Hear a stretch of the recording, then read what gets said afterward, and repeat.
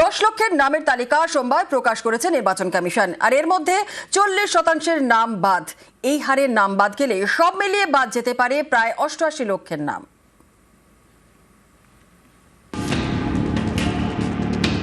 সোমবার মাঝরাত প্রথম সাপ্লিমেন্টারি তালিকা প্রকাশ করে নির্বাচন কমিশন। 23 মার্চ সোমবার পর্যন্ত 29 লক্ষ নামের নিষ্পত্তি হয়েছে। এর মধ্যে 10 লক্ষের নামের তালিকা প্রকাশ করা হয়েছে। কমিশন সূত্রে খবর, এই 10 লক্ষের মধ্যে 40% নাম বাদ পড়েছে। নাম বাদের তালিকায় প্রায় 4 লক্ষ। 28 ফেব্রুয়ারি প্রথম ভোটার তালিকা প্রকাশ করে কমিশন। এরপরে দেখা যায় খসড়া তালিকা এবং প্রথম ভোটার তালিকা মিলে নাম বাদ 63,66,952 এবং বিচারাধীন 60,06,675। সুপ্রিম কোর্টের নির্দেশে এই বিচারাধীনদের বিচার করছে বিচার বিভাগ। এর ভিত্তিতেই সোমবার প্রথম সাপ্লিমেন্টারি তালিকা প্রকাশ করা হয়। তাতে প্রায় 4 লক্ষ নাম বাদ গিয়েছে বলে কমিশন সূত্রে জানা গিয়েছে। 10 লক্ষের মাঝে 4 লক্ষের নাম বাদ। এই হারে চললে 60 লক্ষ বিচারাধীনের মধ্যে 24 লক্ষের নাম বাদ যেতে পারে।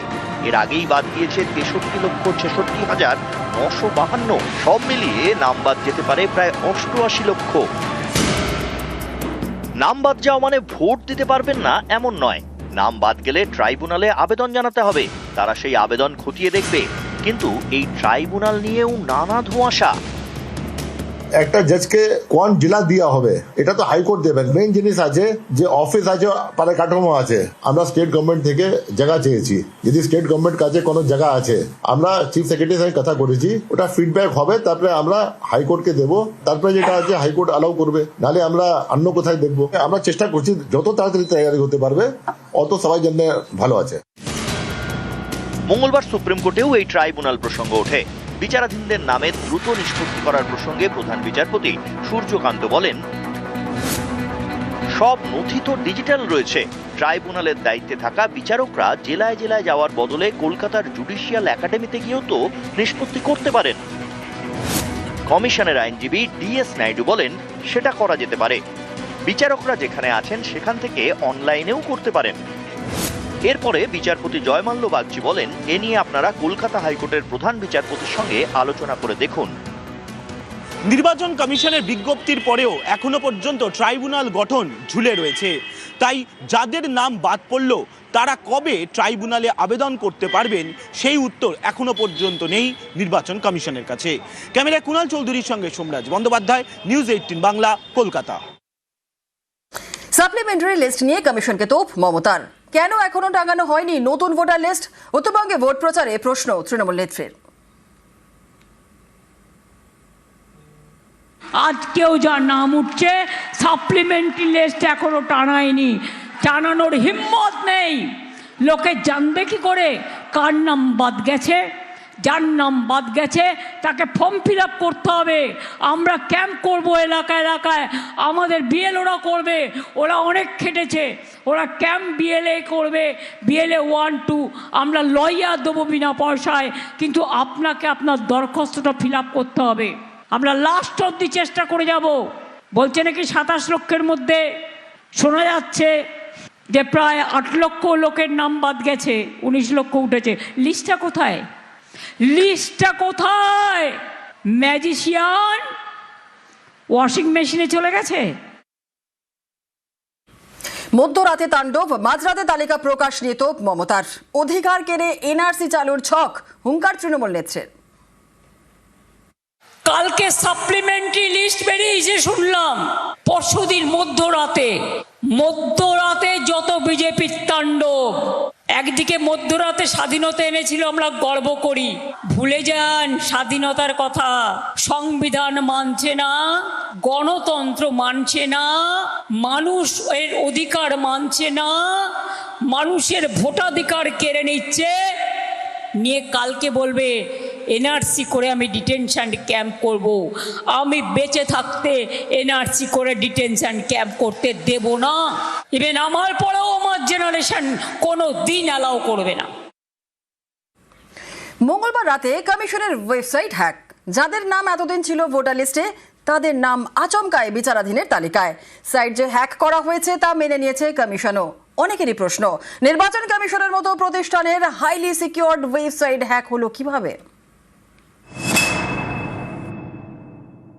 হঠাৎ করে ইলেকশন কমিশনের ওয়েবসাইট থেকে সবার নাম মুছে গেল। আরে আমি আমার নাম টাইপ করে দেখছি, আমিও সন্দেহের তালিকায়। এখন বলছে হ্যাকিং হয়েছে। তুমি হ্যাকিং করেছো না টেকনিক্যালি বজ্জাতি করছো, এটা মানুষকে জানাও।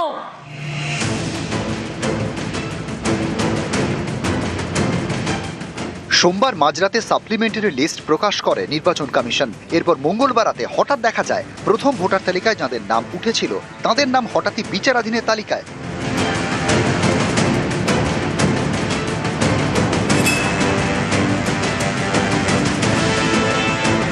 নির্বাচন কমিশন স্বীকার করেছে তাদের ভোটার সার্ভিস পোর্টালটি কিছুক্ষণের জন্য হ্যাক হয়ে গিয়েছিল। কিছু আমাদের সাইট হ্যাক হয়েছিল, কিছু টেকনিক্যাল গ্লিচ হয়েছিল, এখন ঠিক আছে, এখন দেখতে পারবেন। হঠাৎ করে ইলেকশন কমিশনের ওয়েবসাইট থেকে সবার নাম মুছে গেল। আরে আমি আমার নাম টাইপ করে দেখছি, আমিও সন্দেহের তালিকায়। এখন বলছে হ্যাকিং হয়েছে। তুমি হ্যাকিং করেছো না টেকনিক্যালি বজ্জাতি করছো, এটা মানুষকে জানাও। দেশবাসীর বড় ভরসা নির্বাচন কমিশন। দশকের পর দশক ধরে তারা ভোটের দায়িত্বে। কমিশনের কাছে থাকে ভোটারদের গোপন তথ্য। তাদের প্রতিটি ওয়েবসাইটের গোপনীয়তা রক্ষার জন্য হাই সিকিউরিটি রয়েছে। এমন একটি স্বশাসিত সাংবিধানিক প্রতিষ্ঠানের ওয়েবসাইট হ্যাক হলো কিভাবে?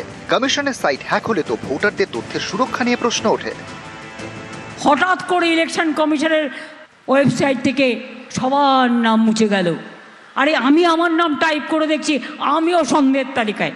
এখন বলছে হ্যাকিং হয়েছে। তুমি হ্যাকিং করেছো না টেকনিক্যালি বজ্জাতি করছো, এটা মানুষকে জানাও।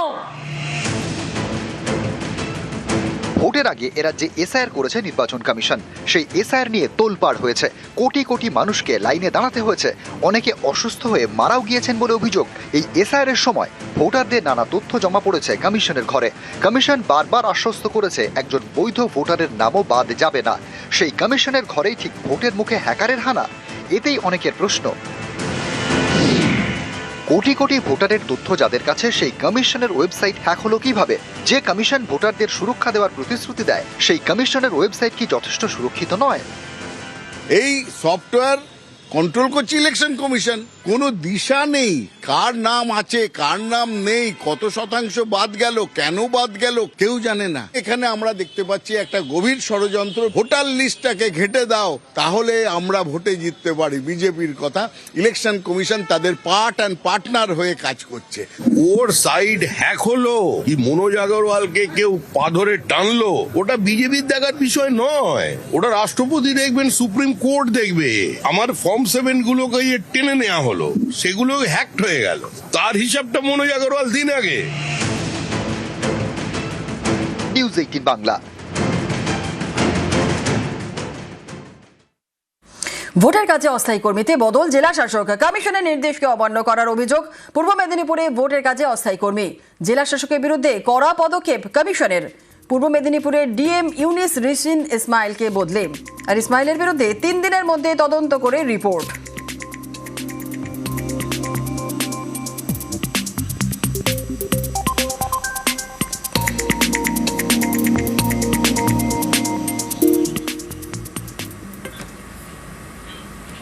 'জনপ্রতিনিধিকে ভোটের ডিউটি'। কলকাতা পুরসভার 110 নম্বর ওয়ার্ডের কাউন্সিলরকে চিঠি। সেকেন্ড পোলিং অফিসারের দায়িত্ব পালনের নির্দেশ। বাঘাযতীন স্কুলের সহকারী শিক্ষক স্বরাজ মণ্ডল, তৃণমূল কাউন্সিলর স্বরাজ মণ্ডলকে ভোটের ডিউটি। 2024 নির্বাচনের আগেও ভোটের ডিউটির চিঠি। 24 ভোটের কাজ না করায় শোকজ করারও অভিযোগ।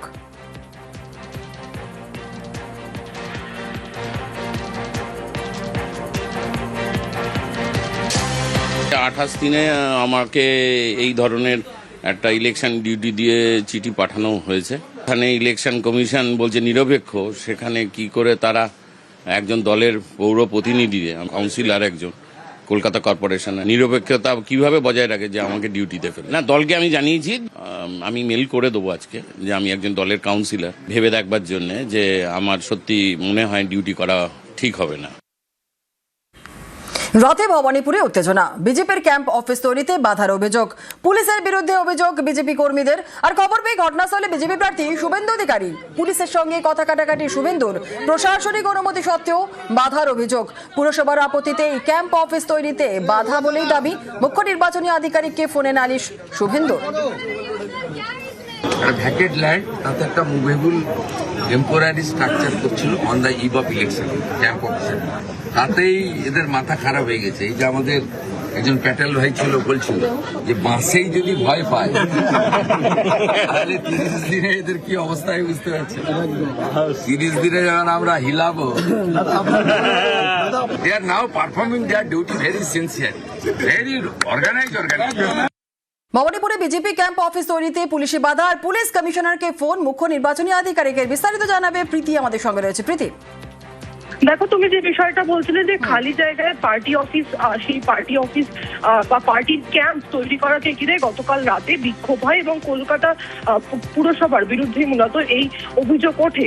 এবং এর পরবর্তীতে যে বিষয়টা জানা যায় যে ভবানীপুরের ঘটনায় কিন্তু এই রাজ্যের মুখ্য নির্বাচনী আধিকারিক, তিনি একেবারে পুলিশ কমিশনার, তাকে ফোন করেন এবং ঠিক কি ঘটনা ঘটেছে, কেন বাধা দেওয়া হচ্ছে, কেন গন্ডগোল সেখানে লাগলো, সেই পুরো বিষয়টা কিন্তু জানতে চাওয়া হয়। এবং যে বিষয়টা দেখা হয় যে শুভেন্দু অধিকারী তিনি সেখানে উপস্থিত হন এবং পুরো বিষয়টা খতিয়ে দেখেন। এবং ইতিমধ্যে এই বিষয় সম্পর্কে কিন্তু রাজ্যের মুখ্য নির্বাচনী আধিকারিকের যে দপ্তর রয়েছে সেখান থেকে পুলিশ কমিশনারের কাছে রিপোর্ট তলব করা হয়েছে। বেশ, ধন্যবাদ।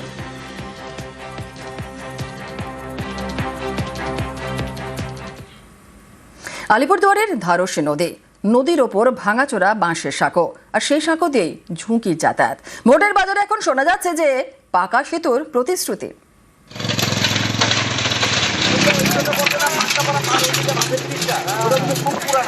এই বাঁশের সাঁকো পাকা হবে প্রতিশ্রুতি তো বিভিন্ন রাজনৈতিক দলের নেতৃত্বরা দিয়েছিল।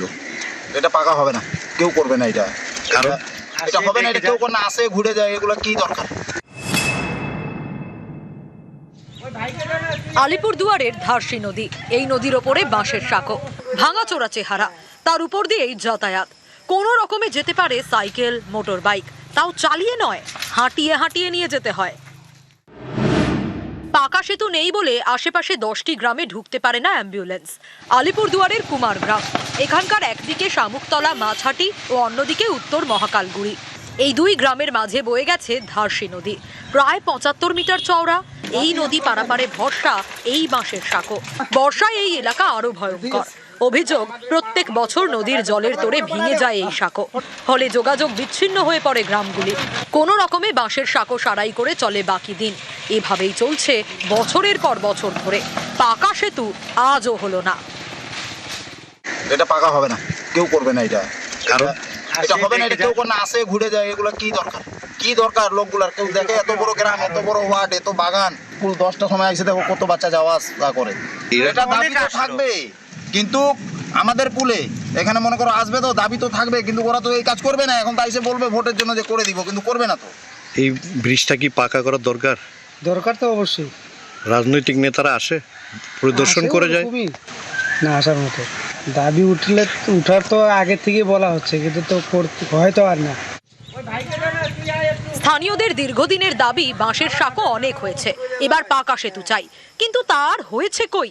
এবার সামনে ভোট, তাই এখন শোনা যাচ্ছে পাকা সেতুর প্রতিশ্রুতি।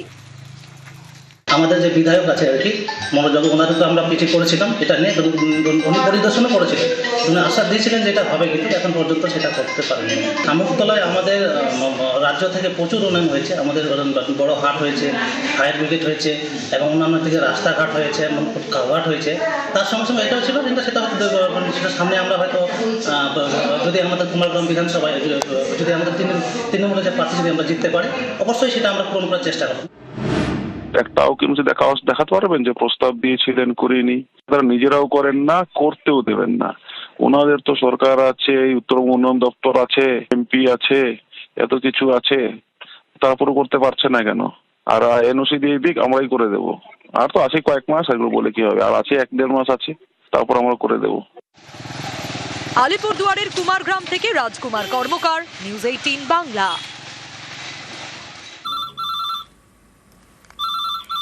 এক ফোনে বাংলা বা নজর রাখতে হচ্ছে ওয়েদার আপডেটের দিকে। দক্ষিণবঙ্গে চড়ছে পারদ, তার সঙ্গে কুয়াশার দাপট। আজ কয়েকটি এলাকায় বিক্ষিপ্ত ঝড় বৃষ্টি রয়েছে। পুরুলিয়া, বাঁকুড়া, ঝাড়গ্রাম, 2 মেদিনীপুরে বৃষ্টির পূর্বাভাস রয়েছে। শুক্রবার থেকে ফের হাওয়া বদল দক্ষিণবঙ্গে। শুক্রবার, রবিবার দক্ষিণের সব জেলাতেই ঝড় বৃষ্টির সম্ভাবনা রয়েছে। 60 কিলোমিটার বেগে হাওয়ার সঙ্গে শিলা বৃষ্টির পূর্বাভাসও রয়েছে। আর এর পাশাপাশি আপনাদের জানিয়ে রাখি যে দুর্যোগ চলবে উত্তরবঙ্গে। উত্তরের ওপরে মোট 5 জেলায় বজ্রবিদ্যুৎ সহ বৃষ্টি। দার্জিলিং, কালিম্পং, জলপাইগুড়িতে বৃষ্টির সম্ভাবনা রয়েছে। আর আলিপুরদুয়ার, কোচবিহারও চলবে ঝড় বৃষ্টি। উত্তরের বাকি জেলাতেও বিক্ষিপ্ত বৃষ্টির পূর্বাভাস। শনিবার, রবিবার ঝড় বৃষ্টির পরিমাণ বাড়বে উত্তরবঙ্গে।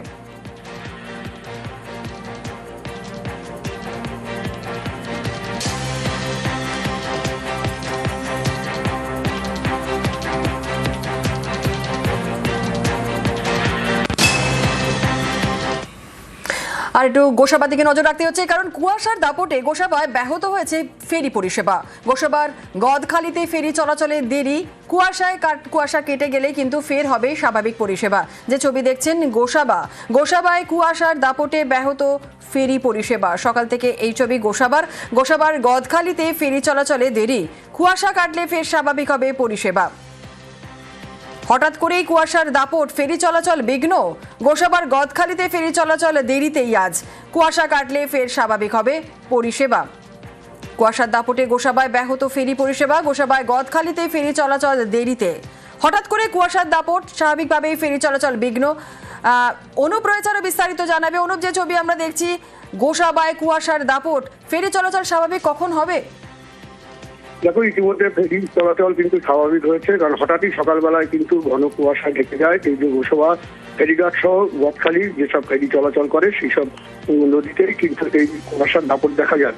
এর ফলে কিন্তু প্রায় 15 থেকে 20 মিনিট হচ্ছে দেরি হয় ফেরি চলাচল করতে, যার ফলে কিন্তু এই ফেরি চলাচল হচ্ছে বন্ধ থাকার কারণে এবং ধীর গতিতে চলার কারণেই মানুষের সমস্যায় পড়েন। কারণ বিভিন্ন মানুষজন এই নদী পারাপার করেই কিন্তু তারা বিভিন্ন জীবন জীবিকার জন্যই অন্যদিকে যেতে হয়, যেমন কলকাতায় যেতে হয়, ক্যানিংয়ে যেতে হয়, বিভিন্ন এলাকায় এবং স্বাভাবিকভাবে তখন অসুবিধায় পড়তে হয়, কিন্তু এখন আপাতত ফেরি পরিষেবা স্বাভাবিক হয়েছে। অনেক ধন্যবাদ। কুয়াশা হলে তো দেখা যায় না, চড়া নদী যদি কোনো জায়গা বেঁধে যায় তো পাল্টি হয়ে যাবে, তার জন্য আমাদের সমস্যা হয়, যার জন্য বোট বন্ধ রাখা।